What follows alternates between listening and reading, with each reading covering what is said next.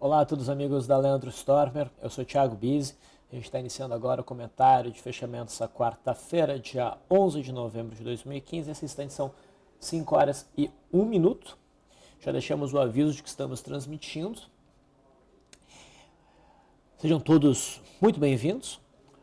Como sempre, a dinâmica aqui do comentário de fechamento será atualizar as posições dentro dos métodos acompanhados, começando com novos calls, depois as atualizações.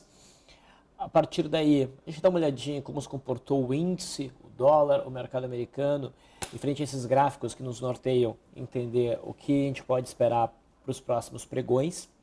Enquanto isso, a gente recebe de vocês as mensagens daqueles interessados a participar, obviamente, onde vocês podem fazer perguntas sobre a situação do mercado, solicitar o estudo mais aprofundado de algum papel. Claro, aqui sempre do ponto de vista da análise gráfica pelos modelos que nós atuamos.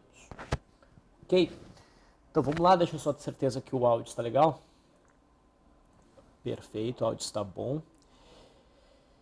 Então, vamos às atualizações do dia. Vamos começar com os calls. Pelo método Leandro, dois papéis chamam a atenção hoje. As posições já foram postadas ali no LS Live. ABCB4 faz uma barra forte hoje, rompendo um topo anterior, né? Depois de ter testado uma zona de fundo. Existe resistência a partir dos 10,25, o ponto mais crítico é 10,50, a média de 200 vai se aproximando lá, mas todas essas estruturas aqui são alvo, atraem o preço desse rompimento de pivô de alta que tem um bom volume. Tá? Número de negócios bom, volume financeiro bom. Então, a gente tem compra por rompimento, método Leandro Swing Trade. A compra se deu a 9,45, o stop fica 8,93, abaixo da mínima do que rompeu. E a RP fica em 25,19. Tá? Então, esse é o primeiro enquadramento significativo para o modelo no dia de hoje. O segundo enquadramento, temos um segundo call, é Natura. Estiver acompanhando esse papel de perto ao longo dos últimos pregões, nós tivemos uma primeira operação em Natura dia 3, alcançamos o alvo dia 4, foi um alvo curto, e no dia 5 a gente encerrou a posição. Deixamos o papel recuar no que parece um pullback e também um gift, porque isso aqui também pode ser entendido como uma barra elefante. Hoje entra a pressão compradora, o papel teve uma movimentação bem errática no intraday, a gente tomou um stop de day trade hoje em Natura, mas no final das contas o papel consegue fechar com pressão compradora, tendo superado a máxima anterior, feito máxima mais alta, mínima mais alta, entrada de volume, então a gente pode buscar a operação na ponta compradora. Tá? Esta é uma posição apenas também. Trade de compra por correção, execução da compra é 24,04, stop é 22,89, ou seja, abaixo da mínima dessa barra de ignição, dessa barra elefante. E a RP fica em 25,19. Se a gente chegar lá, a gente não chega nem no topo anterior, ou seja, tem bastante espaço, é um alvo bem modesto. No leilão, estão batendo na Natura. Ela está indo fechar 23,82. Tá? Mas de qualquer forma, o call já foi dado e ainda que o papel feche com 2G, o cenário é razoavelmente interessante para uma operação de compra por correção. Essas são as atualizações para o método Leandro. Alpa 4, nós seguimos comprados, o papel intensificou o movimento de alta, além da RP. BVMF, que foi a compra de ontem, ainda não alcançou a RP, mas se aproxima desta. No método Stormer, pelo setup de IFR e FR2, tá? Foi um dia interessante. Nós tivemos, primeiramente, o encerramento de CESP 6, o papel alcançou a máxima dos últimos dois pregões, a 16 e 11, eu acho, de certeza. Isso, então o encerramento deu a 16 e 11. No final das contas, a gente saiu com pouco ganho, aí uns 12, 11 centavos de ganho, mas foi um ganho. Né? E ainda no pregão de hoje, o dinheiro dessa caixa, né, pelo método Stormer, foi transferido para a Cirela. Em Cirela, deixa eu pegar aqui.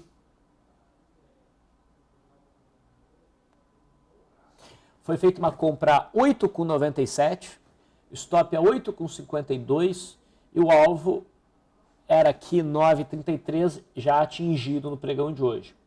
Então o trade atingiu o alvo, o que era um swing trade virou um day trade. E agora a gente tem uma nova operação, que é VEG, por IFR2. Tá? Essa compra foi passada pelo Stormer ao valor de 14,47. Já subiu um pouquinho para 14,54. O stop vai ficar em 13,74. E a RP em 15,30, que é esta máxima aqui. Na verdade, 15,31. O Stormer me passou errado. Para variar. Ok?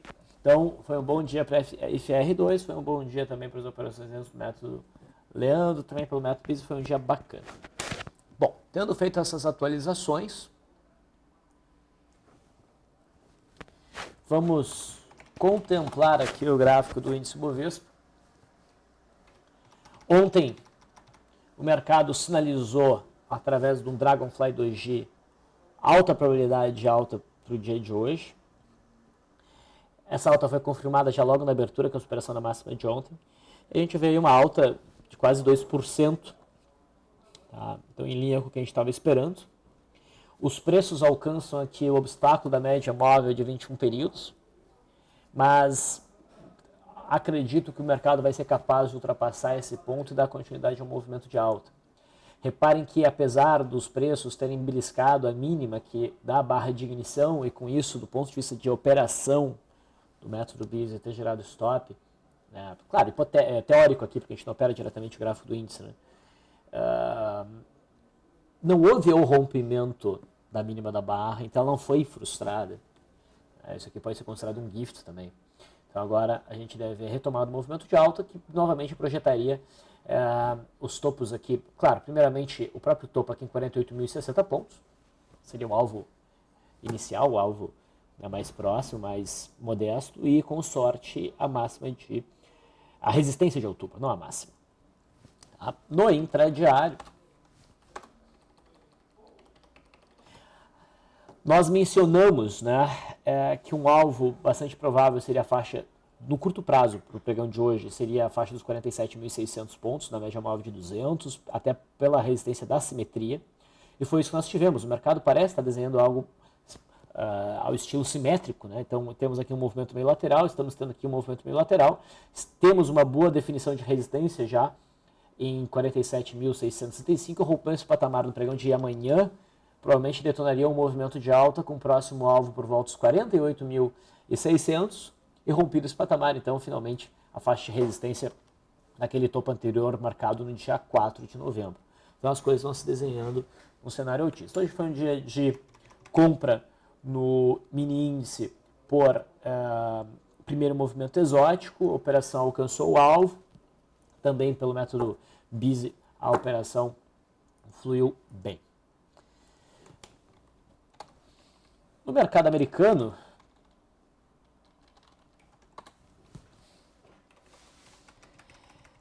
dá para dizer que a correção continua, tá? É importante, na minha leitura, fazer o traçado dessa LTB no gráfico do S&P 500 e também no índice Dow Jones, e só considerar essa correção finalizada quando houver o rompimento dessa LTB. Tá? No gráfico mas o viés ainda é altista, a tendência é de alta, isso é uma correção fraca da tendência de alta. Okay? O alvo ainda é o topo histórico. No intraday do S&P 500 futuro, a gente vai ver um movimento bem forte, queda de repente, do nada. Assim. O mercado perdeu a média móvel de 20 períodos com uma barra branca ignorada, e sem fazer nenhum zigue-zague descendente, deu um mergulho para baixo bem significativo, que foi o que derrubou o nosso mercado e complicou o cenário de day trade para o pregão de hoje. Tá? A gente sai basicamente aqui no 0 a 0. A gente teve 3 operações lucrativas e 3 operações 0 a 0 não, com um pequeno prejuízo, e 3 operações negativas. Tá? A gente sai aqui com menos de R$215 no dia. Ainda assim foi um dia interessante. Tá? O dólar sinalizava queda, chegou a operar abaixo da mínima de outubro, mas não sustentou o movimento lá, inclusive nos gerou um stop de day trade. Tá? E fecha com candle de alta, mas que eu não consideraria esse candle forte, nem vejo aqui um ponto para compra. A gente segue, apesar de toda essa alta que a gente está, toda essa alta parece exagero meu, é que na verdade no intraday teve uma altinha bem significativa aqui de recuperação, tá? Apesar de todo esse movimento, se a gente for olhar o gráfico, eu estou olhando aqui o gráfico perpétuo dólar, que é o que eu uso para me orientar, tá? A gente ainda está com o preço abaixo do ponto crítico de suporte do fundo de outubro. Nós estamos ainda abaixo da LTB, que pesa sobre os preços. Então, eu ainda vejo aqui um direcionamento mais baixista, apesar de que ainda não tivemos o claro rompimento de suporte no dólar. Okay? No intraday,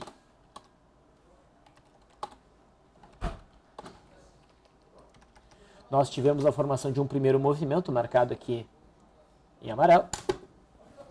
O rompimento se deu no candle das 11h45. Tá? E nós tomamos o stop, tanto pelo método Busy quanto pelo método Leandro, sem uma segunda posição. E que bom que a gente tomou o stop, porque o dólar subiu bem. E o dólar veio testar o ponto de rompimento de ontem, que é o ponto mais recente no tempo. Eu esperaria resistência nessa região aqui. O fato de passar para cima dessa região usualmente seria um sinal ruim, mas como o rompimento que foi muito forte, talvez tenha marcado na cabeça do mercado esse ponto como ponto de referência. O dólar bateu lá, junto da média móvel de 200, agora começa uma correção. Vamos ver como é que ela vai se comportar amanhã. O rompimento dessa máxima hoje seria um mau sinal, tá? E colocaria em risco aí um cenário mais baixista para o dólar. Mas só se o mercado romper aqui, tá? Isso não gera por si, tá, um cenário de compra, apenas complica muito o cenário de venda. Ok? Então essa foi a movimentação no dólar no pregão de hoje. Eu ainda vejo um viés baixista. Dando atenção às mensagens que vocês enviam aqui para mim, a Mariana Novaes parece estar falando aqui do dólar. Vamos ver o que ela escreveu. Boa tarde, Busy. Parece que o dólar futuro vai furar o suporte, não acha? Bandas de Bollinger já virando para baixo e começando a se abrirem, né, com o aumento da volatilidade. É verdade. E daí ela também postou aqui o gráfico, que no final das contas é igualzinho ao meu. Então estamos de acordo, Mariana. Só falta um rompimento claro aí para ficar fácil a gente operar. Ficar fácil no sentido de decisão, né? De executar um trade na venda do dólar.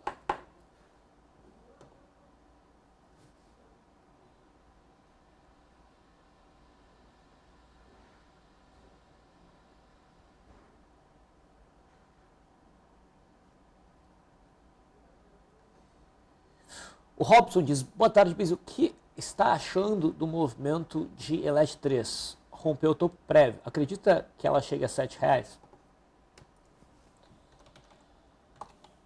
Então, Elet 3, de fato, rompe essa região de resistência, inclusive esta aqui também. Tá? Rompe o topo mais próximo, segue com volume alto. Mas esse rompimento não se encaixa dentro do que nós gostamos de operar, por conta já de um distanciamento significativo para a média móvel de 20 períodos. Tá? Pelo menos me parece um cenário muito propenso a um pullback. Então o ideal aí seria um stop longo e planejamento de uma segunda entrada. Tá? A gente tem uma distância, deixa eu fazer o cálculo aqui, arredondar 17% para uma volatilidade arredondada de 51%. A gente tem um índice de afastamento de 33% aqui, 33%. Acima de 25% a coisa começa a complicar, acima de 30% idealmente a gente não deve operar. Então não vejo, o rompimento não me convence, mas não há sinal de venda em Elet 3. O papel está forte. Tá? Então, tecnicamente não vale a pena vender Elet, ela está forte. A Elet 6 não conseguiu produzir o rompimento. Ainda opera abaixo das máximas recentes.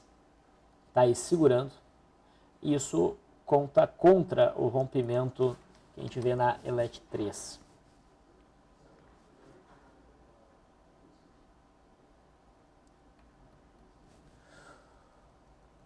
O Fantomas diz, boa tarde, Busy. Vale 5 segue para os 12. Obrigado. Discutiu várias vezes hoje o gráfico da Vale, né? E olha só. Não estava com uma cara de compra ontem. A Vale 5 estava com cara de manutenção no movimento de queda para buscar o fundo de agosto. E a movimentação de hoje reforça isso. Mesmo que o papel subisse, fechasse um candle de força compradora, a gente logo teria obstáculo desse fundo, da fronteira do gap. Não vale a pena. Ainda mais se o mercado está devendo atingir um alvo. Acho que a Vale deve prosseguir no movimento de queda. Então sim, acredito que ela ainda busca os 12. Tá? No intraday, o papel fez um movimento de alta sem brecha para entrada e depois marcou uma barra elefante que gerou possibilidade de venda. Não cheguei a operar isso, mas uma barra elefante baixista totalmente vendável, se é que existe esse termo. Tá? E se desenhou no intraday de hoje uma zona de suporte bem interessante aqui para que ocorra o rompimento, para que a gente possa operar o rompimento dessa região. Claro, se o mercado cooperasse, se o mercado for lá e romper, provavelmente era uma boa venda. A Vale 3, se fosse para operar na ponta compradora, é que estava melhor posicionada para compra, mas ainda assim, na soma aí das características que o papel apresentava, não valia a pena a operação de swing trade pelos modelos que a gente opera, ainda com uma grande chance do papel insistir no movimento de queda, é mais ou menos o que nós estamos tendo. Okay.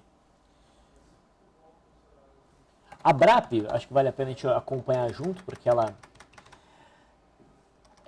tem correlação alta e no pregão de ontem, pelo método BIS, acionou um cenário de venda por gap de fuga, ela também subiu e caiu com força.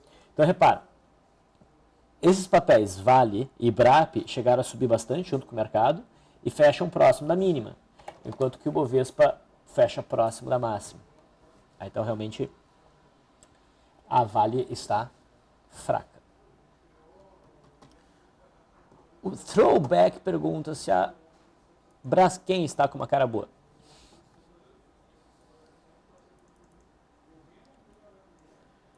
Bom, a Braskem vem no movimento insistente de alta, aquele que vai indo aos poucos, sem chamar muita atenção, mas vai subindo. Recentemente, agora no finalzinho de outubro, começo de novembro, a gente rompeu o topo de 2013, o próximo alvo é o topo de 2011, lá em 25. Tá? Geralmente, esse movimento não chama atenção, mas hoje o candle da Braskem chama atenção, uma alta de 6,5%, com bom volume. Tá? De certa maneira, isso até pode ser visto como uma barra de ignição. O papel provavelmente vai continuar esse movimento de alta até os 25. Tá? Mas não se encaixa tão bem assim nos modelos que a gente costuma utilizar. Mas está forte. Então, merece um acompanhamento intraday. Hoje, também no intraday, eu não vi um enquadramento claro dos setups que a gente opera, felizmente.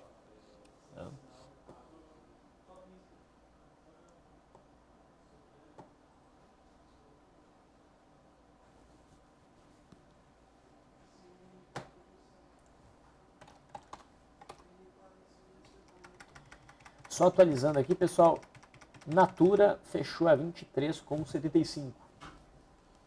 Então, quem entrou no leilão conseguiu entrar por esse preço. O Tricolor dos Pampas pede para a gente olhar Banco do Brasil. Diz que está fechando com candle feio. E o Davi pede para a gente olhar os bancos em geral. Muito bem. Vamos lá.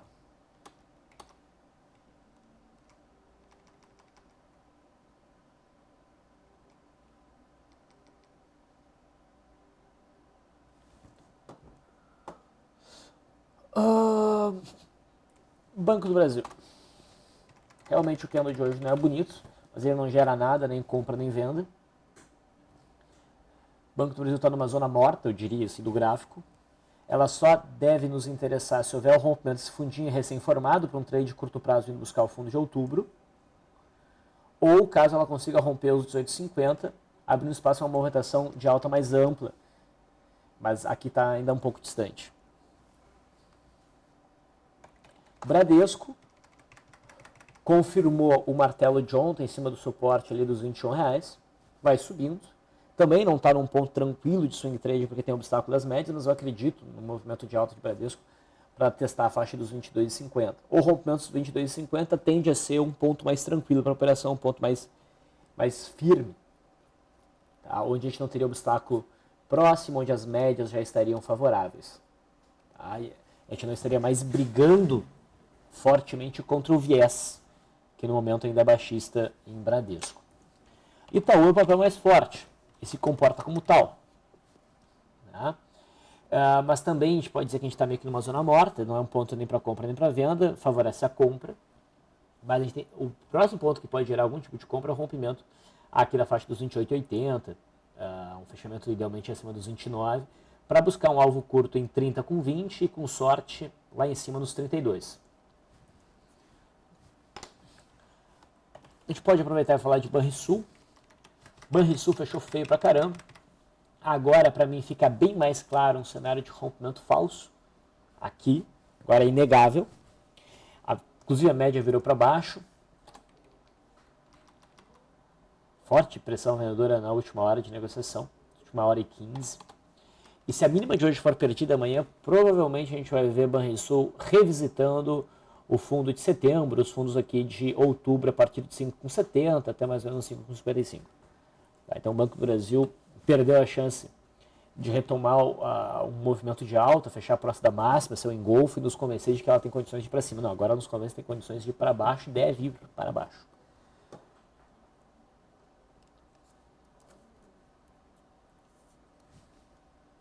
Bruno, sobre Natura, se vale a pena entrar, se com esse fechamento ainda vale a pena? Sim, com esse fechamento ainda vale a pena. No entanto, eu sempre gosto de operar na base da confirmação. Então, eu não gosto de operar no fechamento de hoje. Quero operar na superação da máxima de hoje no pregão de amanhã. Isso é dentro do método BIS. Compra no fechamento de hoje está dentro do método Leandro.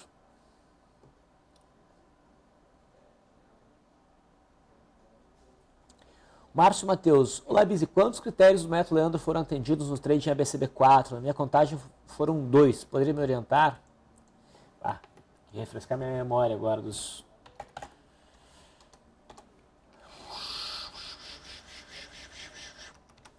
Nós temos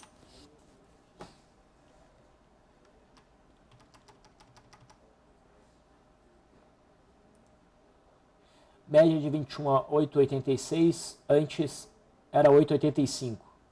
Então, por 1 centavo, a gente tem a média móvel de 21 períodos ascendente. Tá? Nós temos topos e fundos ascendentes. Tá? Topo, consolidação, fundo. Então, já são 2 critérios. Média de 21 períodos ascendentes, topos e fundos ascendentes e preço acima da média móvel de 21 períodos são 3 critérios. Nós não temos o critério da média de 21 períodos acima da média móvel de 50 e 200 e nem da média de 21 períodos acima da média móvel de 50 apenas. Então são 3 critérios dentro de 5, mas é um trade válido.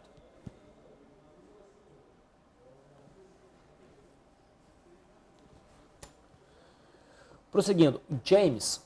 Bis, você poderia comentar Marco Polo? Seria 2,60 a sua próxima resistência?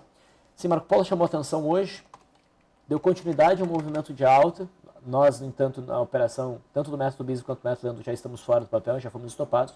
O papel hoje rompe o topo anterior, rompe a média móvel de 200, com volume legal, e o próximo alvo, a próxima resistência, na minha leitura, é o topo de julho, entre 2,53 e 2,57. Tá? Então, acima dos 2,60 que tu menciona. Tá?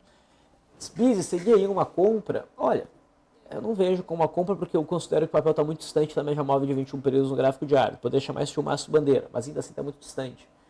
Então eu preferiria focar em operações de day trade. Só que daí a Marco Polo tem um problema, né? De ter esse valor muito baixo da ação, o que deixa a movimentação menos fluida no intraday, mais difícil. Mas na dúvida é compra. Certo? Então um movimento aí é interessante.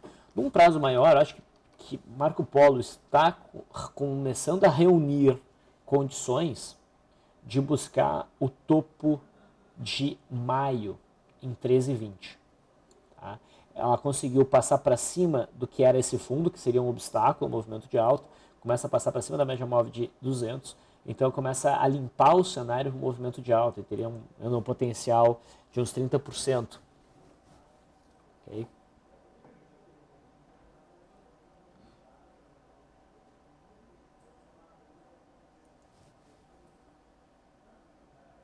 Leandro pedia sobre o Banrisul, nós já mencionamos.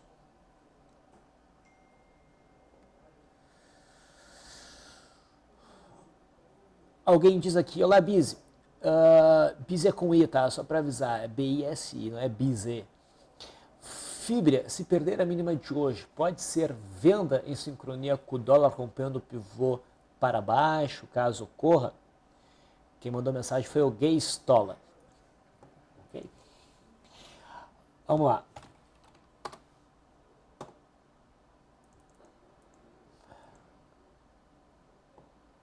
Fibra, não foi Brasil Foods, foi Fibra.